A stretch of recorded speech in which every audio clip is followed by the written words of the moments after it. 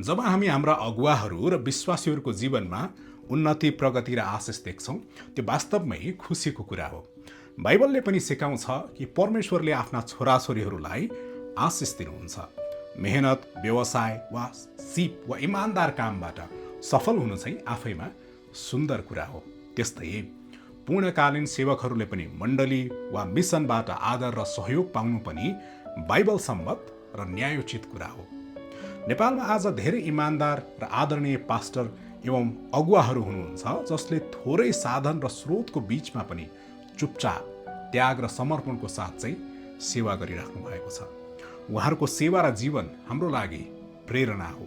तर त्यो सुन्दर सेवा यात्रालाई अझ बलियो र शङ्कारहित बनाउन एउटा सानो तर महत्त्वपूर्ण विषयमा हामी सबैले ध्यान दिन आवश्यक देखिन्छ र त्यो हो आर्थिक पारदर्शिता। चर्च वा मिनिस्ट्रीमा आउने दशांश, भेटी, डोनेसन वा प्रोजेक्ट फन्डको जब एउटा स्पष्ट र व्यवस्थित प्रणाली हुन्छ, त्यसले मण्डलीको गवाहीलाई समाजमा अझ उच्च बनाउँछ।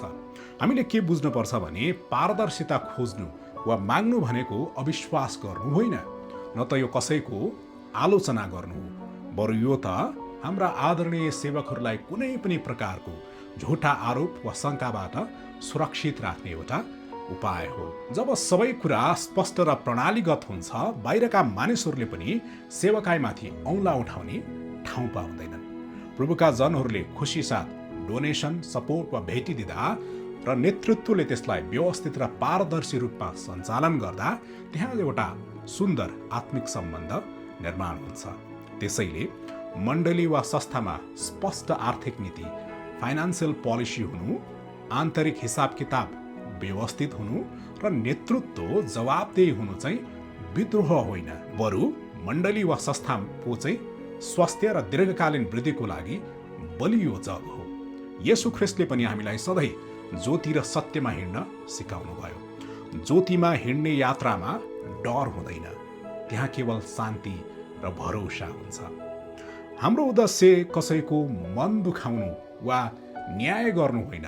हाम्रो चाहना त केवल यति हो, हाम्रो मण्डली वा संस्था स्वस्थ, व्यवस्थित र बाइबलका मूल्य मान्यता अनुसार अझ बलियो होस्।